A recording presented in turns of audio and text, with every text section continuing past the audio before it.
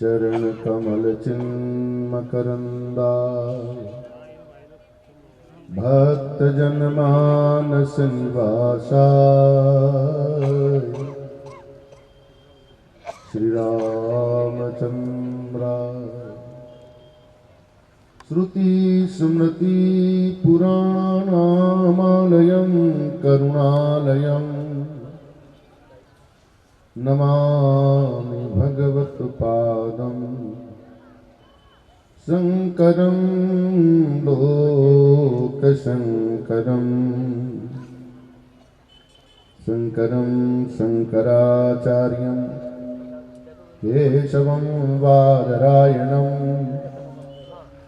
सूत्रभाष्यकृतौ वन्दे भगवन्तौ पुनः पुनः ईश्वरो गुरुआत्मेति मूर्तिभेद विभागिने व्योमवद्व्याप्तदेहाय श्री दक्षिणामूर्तये नमः।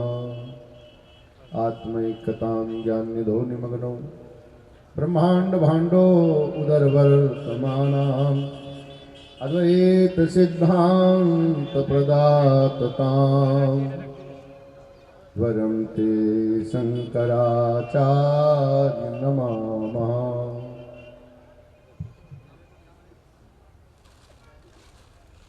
भीमाशंकर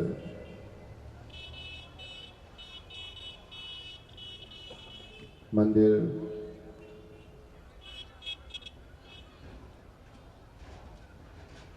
एतत् नाम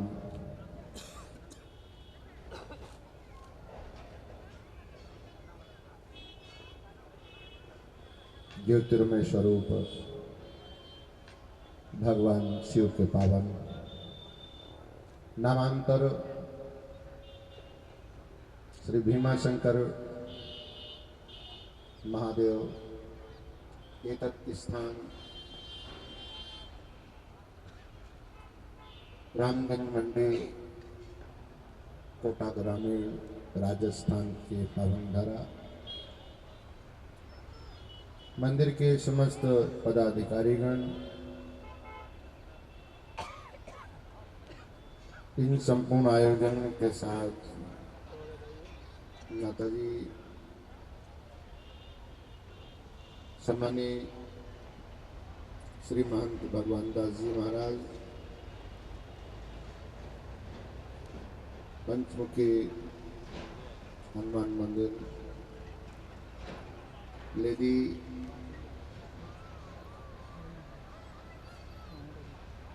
उनके साथ सम्मानीय स्वामी जी महाराज समस्त संतवन समस्त विद्वान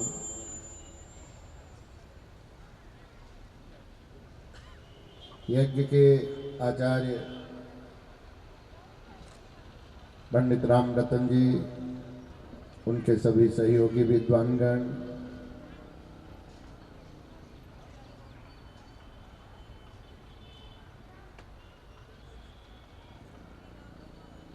धनिया और कोटा स्टोन पत्थर के अनेक प्रतिष्ठानों के प्रतिष्ठित महान भावगण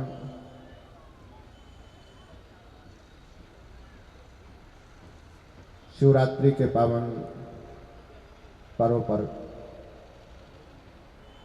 महर्षि कृष्ण द्वैपायन प्रणीत श्री शिव महापुराण की पावन महिमा की श्रवण और वर्णन करने का ये सुयोग्य प्राप्त हुआ।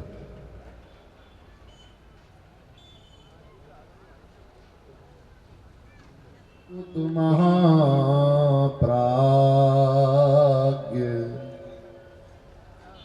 सर्वसिद्धांतवित् प्रभो आख्याहि में कथा सारम पुराणानां विशेषतः शौनक जी ने निवेदन किया सूत जी महाराज से, हे सर्व सिद्धांत वेत्ता, हे ज्ञान के प्रकाशक, आप मुझे विशेष रूप से पुराणों की कथा का सार सुनाइए। सतपुत्र ज्ञान वैराग्य सहित भक्ति से किस प्रकार विवेक की वृद्धि होती है और सज्जन लोग किस प्रकार अपने विकार, काम, क्रोध, मोह, मद आदि का शोधन करते हैं। हितात, ये घोर कलिकाल है। जीव असुर स्वभाव को प्राप्त हो गए हैं। उनके असुर भाव का निवारण किस प्रकार से हो? तास संशोधने किम ही विद्यते परमानयनम। इस जगत में जो वस्तु सर्वोत्तम और मनुष्यों का परम कल्याण हो, जिसके द्वारा जो पवित्र करने वालों को भी पवित्र करने वाला उत्तम साधन हो, जिस साधन से विशेष रूप से आत्मशुद्धि और निर्मल चित्त वालों को शिव की प्राप्ति हो, उस साधन को आप मुझे श्रवण कराइए। सूत जी महाराज ने बड़ी प्रशंसा की। धान्यस्त्वां मुनि शार्दूलम श्रावण प्रीति लालसा अतो विचार सुधिया वच्मि शास्त्रम महत्तोत्तमम्। सूत जी महाराज ने जब शौनक जी के इस प्रार्थना को सुना तो बड़े आनंदित हुए। सूत जी महाराज ने शौनक जी से कहा, हे मुनि श्रेष्ठ, तुम धन्य हो। धन्यस्त्वं मुनि शार्दूलम्।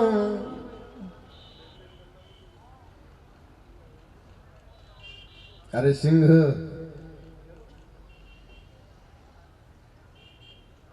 क्योंकि तुम्हें कथा श्रवण करने में अत्यंत प्रीति और लालसा है। श्रावण प्रीति लालसा,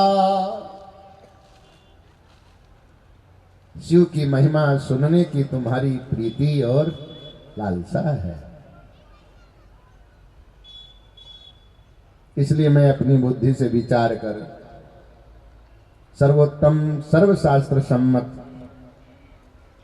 भक्ति आदि को बढ़ाने वाला शिव संतोष कारक परम दिव्य रासायन स्वरूप और काल रूपी महासर्प के भय को नष्ट करने वाला सर्वोत्तम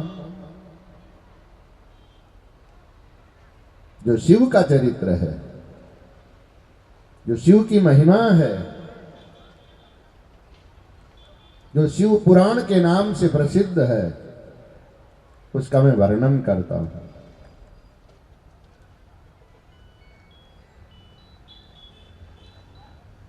शैवं पुराणं परमं शिवेनोक्तं पुरा मुने। सूत जी ने कहा, शौनक जी, हे महामुने, शिव पुराण को स्वयं शिव जी ने कहा है। शैवं पुराणं परमं शिवेनोक्तं पुरा मुने। अरे मुनि जी, इस पुराण का वर्णन तो शिव जी ने ही किया हुआ है। जिन जिन के प्रति वो श्रवण करने वाले जो महान भाव हैं, सनत कुमारस्य मुनेरुपदेशात् परादरात् व्यासेनोक्तं तु संक्षेपात् कलिजातां हिताय च। सनत कुमार मुनि के उपदेश से ही उस परंपरा में व्यास जी को इस पुराण में अत्यंत श्रद्धा हुई, इसलिए उन्होंने कलियुगी युगों के कल्याण के निमित्त इसका संग्रह किया हुआ है। जिस पुण्यात्मा ने जन्मांतर में बहुत बड़े बड़े पुण्य किए, उस महाभाग्य की ही शिव में प्रीति होती है।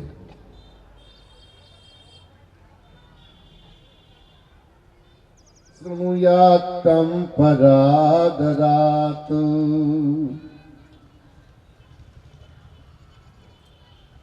ये पुराण 24,000 श्लोकों का है। संहिताएं हैं।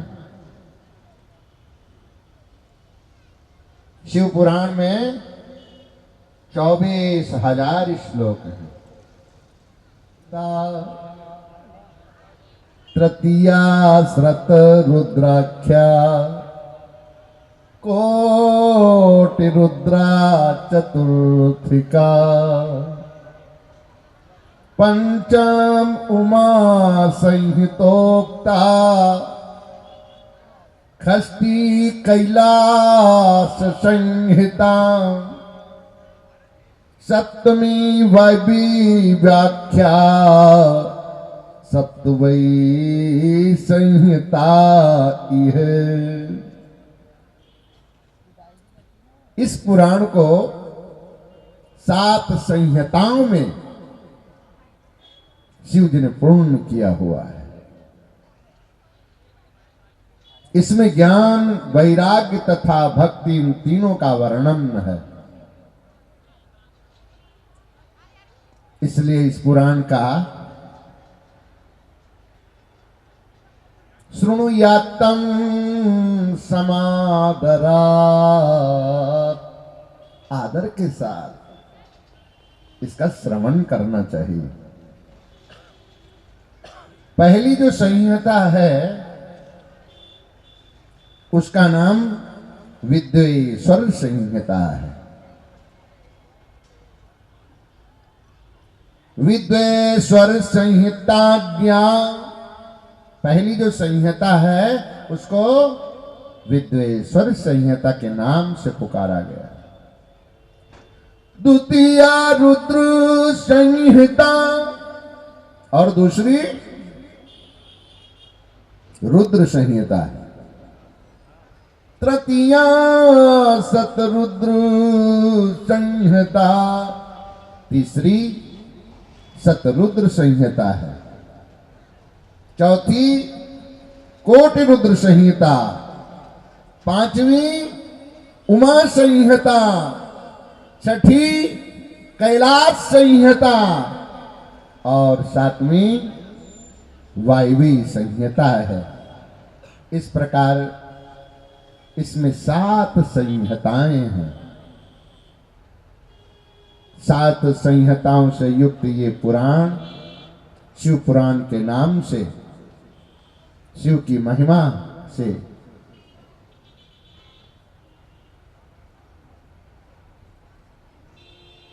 परिपूर्ण है। जो सबसे श्रेष्ठ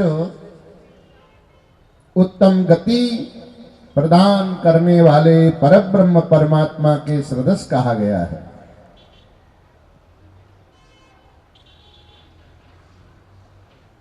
सा सप्तो संहितं दिव्यं पुराणं शिव संगकं वरिवर्ति ब्रह्मतुल्यं सर्वोपरि गति प्रदम। जो लोग 7 संहिताओं से युक्त शिव पुराण का आदर पूर्वक श्रवण करते हैं वो जीवन मुक्त हो जाते हैं।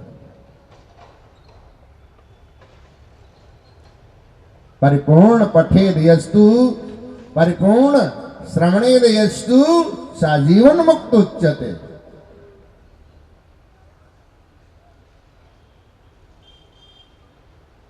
प्राणी अज्ञानवश तब तक इस भवाटवी में भटकता रहता है जब तक वो महापुराण शिव पुराण का श्रवण नहीं करता।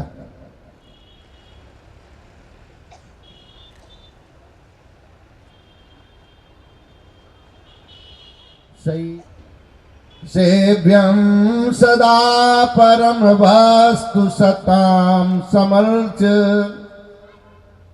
तापत्रयम् अभिनशनं सुखदं सदैव प्राणप्रियं विधि हरीश मुखामराणाम्।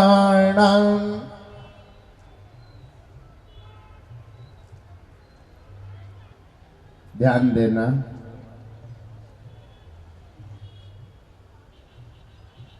शिव पुराण तीनों तापों का नाश कर मनुष्यों को सुख प्रदान करता है। तापत्रयाभिशमनम, दैहिक दैविक भौतिक देह को शरीर में होने वाला जो ताप होता है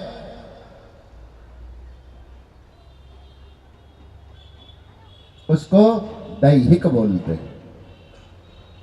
जैसे ज्वर हो जाना ये दैहिक ताप के अंतर्गत है। दैविक जो देवताओं के द्वारा पितरों के द्वारा वो दैविक है, और जो वस्तु और पदार्थ से वो भौतिक है। तापत्रयाभिशमनम,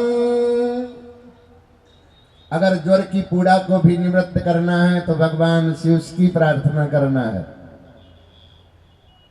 इसलिए याद करो, जिसको बुखार आ गया वो बुखार होने पर भी शिव का अभिषेक करता रहा। परिणाम उसने उस ज्वर की अवस्था में भी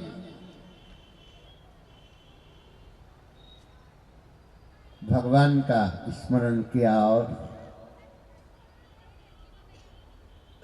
शिव के पूजन आदि से उस पीड़ा से भी निवृत्त हो पाए। वो क्या उदाहरण दृष्टांत हैं, क्रमशः वर्णन करने का प्रयास करते हैं।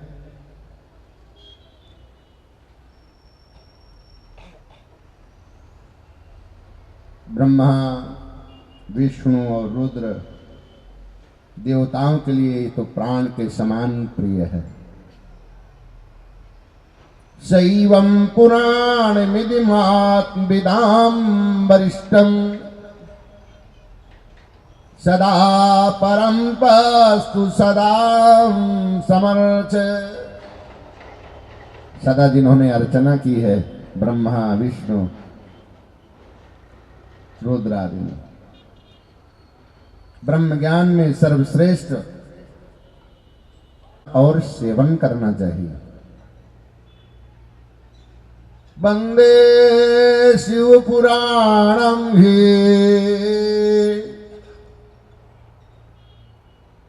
सर्वदाहं प्रसन्नधि शिवा प्रसन्नतां याद्यात् दद्यात् स्वपदयोरतिम्।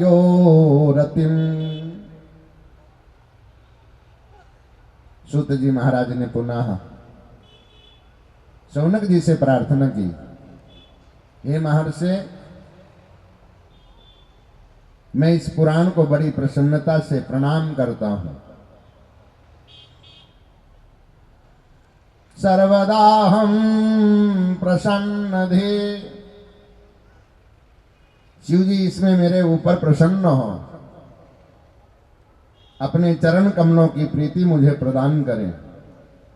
शिवा प्रसन्नताम यद्यात् दद्यात् स्वापदयो रतिं। और शिव जी प्रसन्न होकर के अपने चरणों की भक्ति मुझे प्रदान करें। इस प्रकार शौनक जी ने सूत जी महाराज से शिव पुराण श्रवण करने की प्रार्थना और मंगलाचरण किया हुआ है। शिव की कृपा से जिन जिन महानुभावों ने मुक्ति प्राप्त की है, उस सदगति के प्राप्त करने वालों के भी महिमा को, उनकी महानता को शौनक जी ने सूत जी महाराज से जानना चाहा है।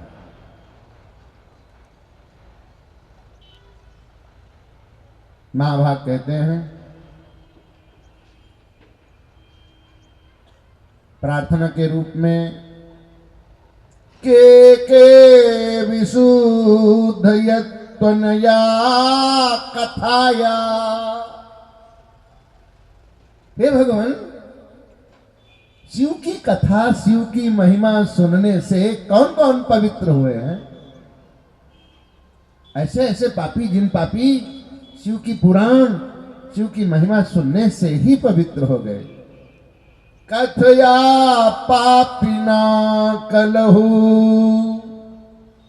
और वो सतयुग में नहीं, त्रेता और द्वापर में नहीं। आशु कृतार्थ भुवनम कुरु।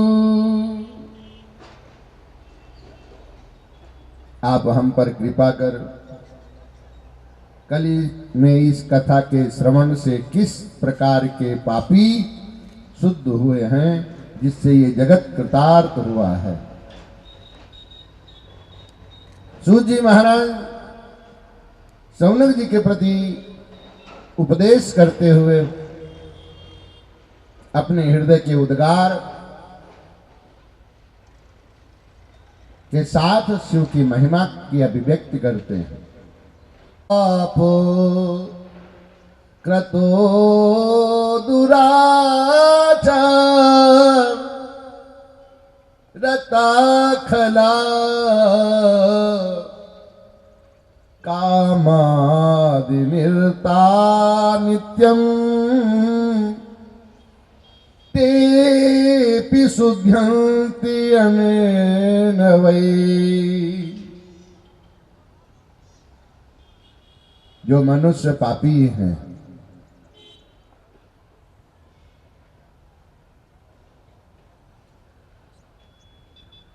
जो दुराचारी हैं,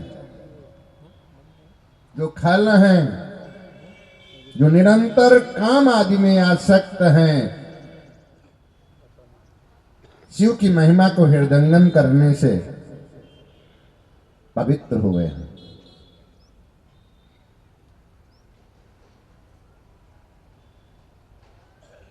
कोई दूसरे नहीं, ये मानवा पाप कृतो दुराचार रता खलः कामादि निरता नित्यं तेऽपि शुध्यन्ति अनेन वै। तेऽपि शुध्यन्ति अनेन वै। शिव की महिमा से वे मनुष्य, वो स्त्री, वो पुरुष, इसके अतिरिक्त जो देहधारी हैं, वो भी पवित्र हुए हैं।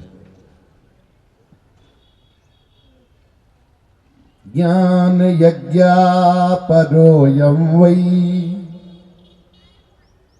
भुक्ति मुक्ति प्रदा सदा शोधनम सर्व पापानाम शिव संतोष कार कहा। ये शिव की महिमा भुक्ति और मुक्ति को प्रदान करने वाला एक ऐसा ज्ञान यज्ञ है जो सब प्रकार के पापों का शोधक और शिव को संतोष और प्रसन्न करने वाला है। महाभाग कहते हैं इसके अतिरिक्त भी तृष्णाकुला सत्यहीना पितृमात्र विदूषका दंभिका हिंसका ये चा ते शुद्ध्यंतनेन वै।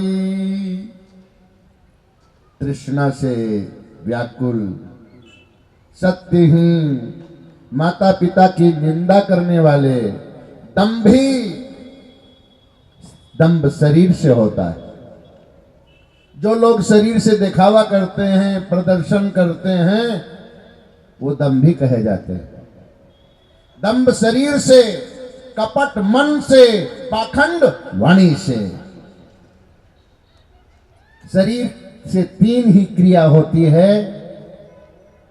इस रूप में इसको कार्य को तीन भागों में विभाजित किया हुआ है। कायेन मनसा वाचा। कर्म को तीन भाग में विभाजित किया है। कायेन काया के द्वारा, शरीर के द्वारा, मनसा मन के द्वारा और वाचा वाणी के द्वारा। इसलिए मानस की भी याद दिलाता हूं। मन क्रम वचन शाणी चतुराई भजत कृपा करी हई रघुराई। भजत कृपा करी हई रघुराई। भजत कृपा करी हई रघुराई। मन से क्या नहीं करना? पर द्रव्येषु अभिध्यानम मनसा अनिष्ट चिंतनम विथताभिनिवेशस्य त्रिविधम करम च मानसम। मन की केवल तीन बात नहीं करना। करने योग्य तो अनगिनत हैं, लेकिन नहीं करने वाली गिनती की तीन बातें हैं। याद कर लो। तीन बातें तो याद रहेंगी ना? बोल दो। मन की जो कार्य मन से जो नहीं करना है, केवल वो तीन कार्य नहीं करने वाले। मन के तीन कार्य मन से नहीं करना। जो करने योग्य हैं वो तो गिनती नहीं है, लेकिन जो नहीं करने, बोल दो ना, तो गिनती के तीन है। तो याद तो होगा ना। पहली बात कही पर द्रव्ये स्वविध्यानम। दूसरे के धन को, पराय धन को, पराय भूमि को, पराय भवन को, पराई स्त्री को, पराय पुरुष को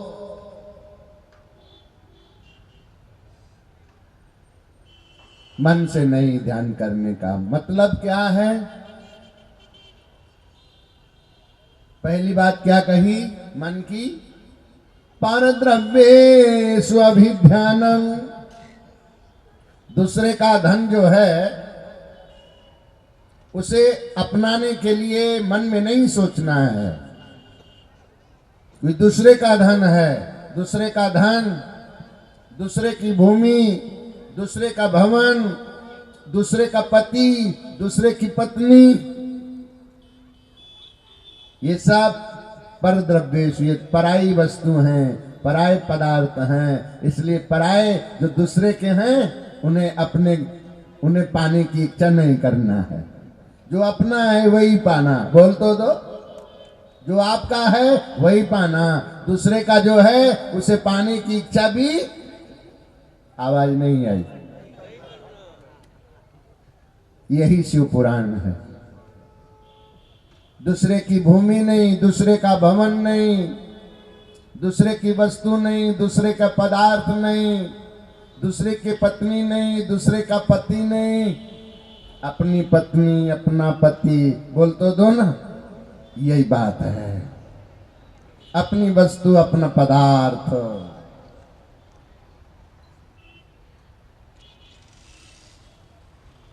दूसरी बात मन की कही, मनसा अनिष्ट चिंतनम। मन से दूसरे का अनिष्ट नहीं सोचना।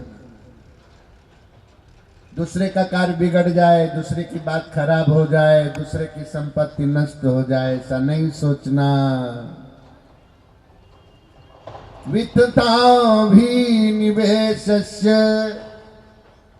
और व्यर्थ का कर्तापन का अभिमान नहीं करना। मैंने अमुक की मदद की है, मैंने अमुक का सहयोग किया है, मैंने ऐसा कार्य किया, तो आप मन से सोचना नहीं। और मन से उस सोच का अहंकार नहीं करना, अभिमान नहीं करना, कर्तृत्व का अहंकार नहीं करना। ये तीन मन की बात है। बोल दो। वैसे तो आजकल बहुत बहुत लोग मन की बात करते हैं, लेकिन शास्त्र कहता है बहुत बहुत नहीं, मन की तीन बात नहीं करना। बाकी लोग बात मन की करना मैं तो नहीं मना करता, लेकिन तीन बात के लिए तो मैं खुद भी मना करता हूं। शास्त्र तो मना ही करता है। क्या बात है? परद्रव्येषु अभिध्यानम्, दूसरे के धन का ध्यान नहीं करना। माने दूसरे की जो वस्तु है, दूसरे का जो पदार्थ है, जो पराई चीज है, उसे पाने की सोचना नहीं। पाने की बात तो दूर रही, मतलब मन से भी नहीं। तो मन की कितनी बातें हैं? पहली बात कही, दूसरे के धन दौलत वस्तु पदार्थ आदि जो भी है उसको पाने की नहीं सोचना है, मनन नहीं करना उसका, उसके बारे में मन नहीं लगाना है।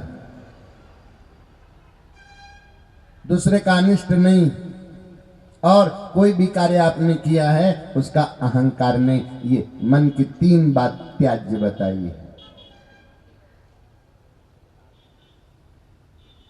वाणी के चार बताई, मना की है। पारुष अनितम चैव, पहले पारुष का, रूखा सूखा, कड़वा कठोर।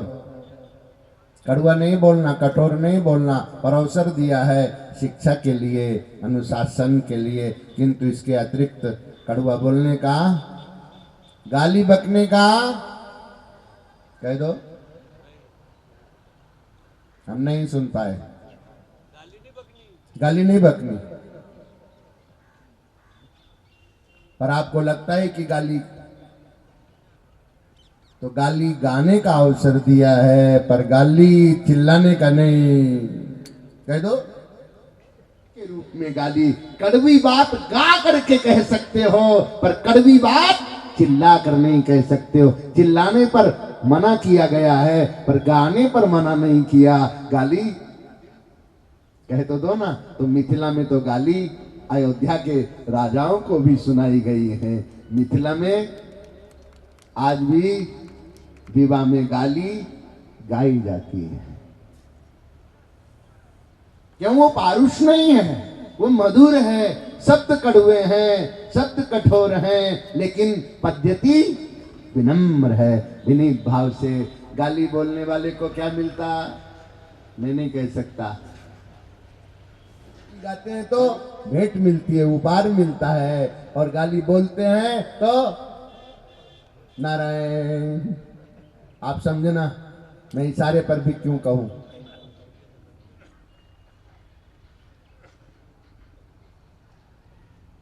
पैशून्यम चापी सर्वसा, चुगली नहीं करना। असंबद्ध प्रलापस्य वांग्मयम स्यात् चतुर्विधम, और अनर्गल नहीं बोलना। ये चार वाणी की बात मना की है।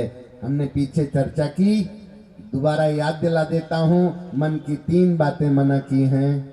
दूसरे के धन दौलत को पाने की इच्छा नहीं करना, दूसरे का अनिष्ट नहीं सोचना, और किसी भी कर्तत्व का अहंकार नहीं करना। वाणी की 4 बात मना की है। कड़वा नहीं बोलना, मैंने गाली गलौज नहीं करना, झूठ नहीं बोलना, दूसरा तीसरा चुगली नहीं करना, और चौथा अनर्गल व्यर्थ की बातचीत नहीं करना। शरीर की 3 बातें कही हैं, चोरी नहीं करना, हिंसा नहीं करना, और दुराचार नहीं करना। अदत्तानाम उपादानम हिंसा चैवा विधानता परदार पर सेवा चा शारीरम त्रिविधम स्मृतम। शरीर से चोरी नहीं, शरीर से हिंसा नहीं, शरीर से दुराचार नहीं।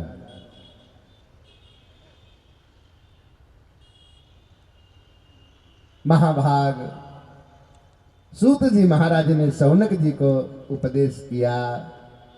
तृष्णा कुलः सत्तिहीन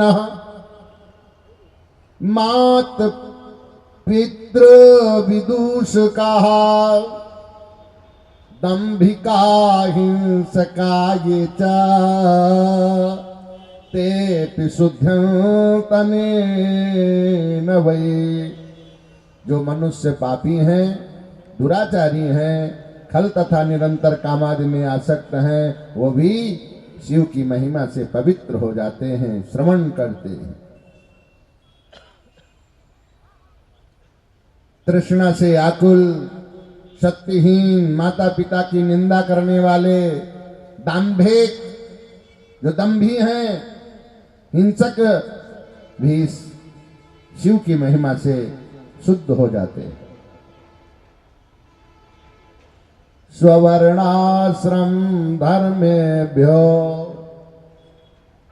वर्जिता मत्सरान्विता। जो अपने वर्ण और आश्रम धर्म से रहित हो गए हैं, वर्णाश्रम धर्मेभ्यो वर्जिता। जो अपने वर्ण धर्म से, जो अपने आश्रम धर्म से, तो आश्रमों में याद कर लो, मैं वर्ण की बात तो नहीं कह सकता, आप सब लोग उस वर्ण की बात को जानते ही हैं। पर आश्रम में ब्रह्मचर्य आश्रम, गृहस्थ आश्रम, वानप्रस्थ आश्रम और संन्यास आश्रम, अपने अपने आप जिस आश्रम में हो।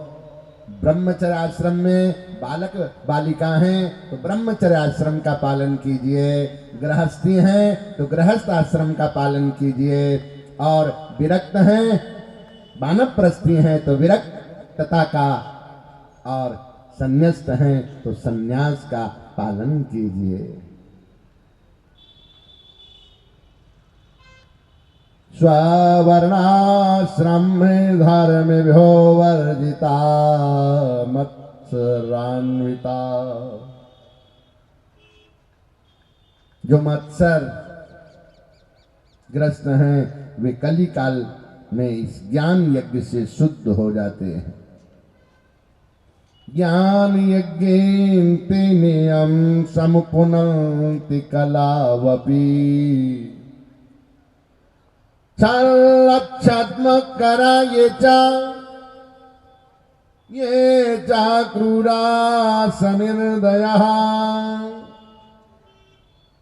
और जो निरंतर कपट और प्रपंच में लगे हुए हैं, ये मन से होता है कपट।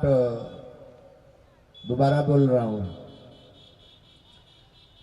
शरीर से दंभ, मैंने दिखावा, मन से कपट और वाणी से पाखंड।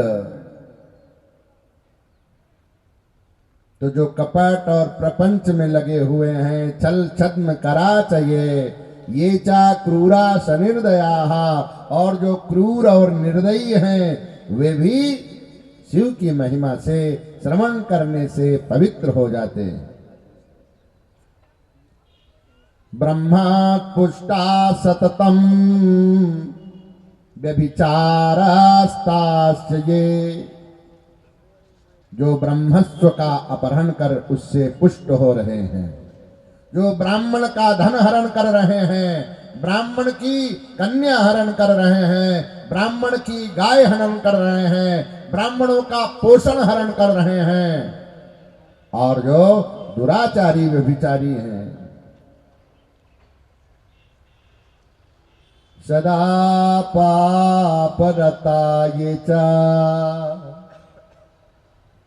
ये सठाति दुराशया मलिना दुर्धया शांता ते व्रता द्रव्य भोजिना पुराणस्यास्यं पुण्यम सन्महापातकनाशनम।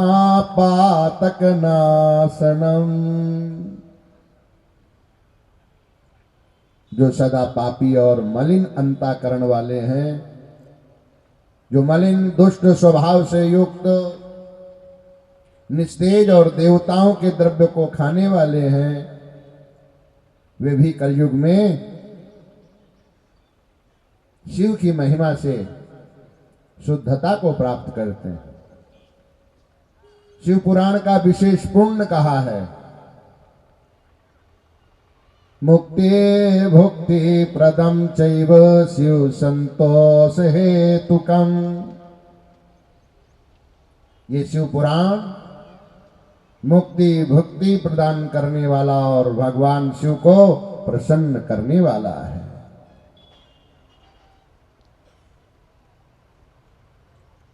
कदाचित देवयोगे प्रतिष्ठानुमुपागतः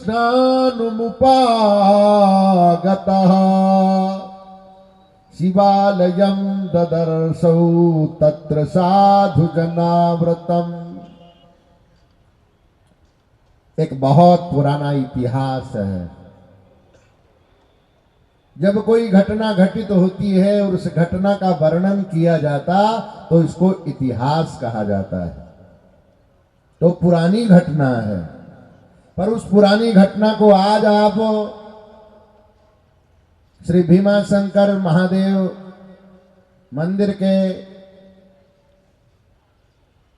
शिवरात्रि महोत्सव के पर्व पर शिव पुराण की महिमा रामगंज मंडी कोटा ग्रामीण राजस्थान की धरा पर आप श्रवण कर रहे हैं। ये पुराना इतिहास जिसके सुनने मात्र से संपूर्ण पापों का नाश हो जाता है। वो इतिहास क्या है? किसी किरात नामक नगर में एक महामूर्ख ब्राह्मण रहते थे।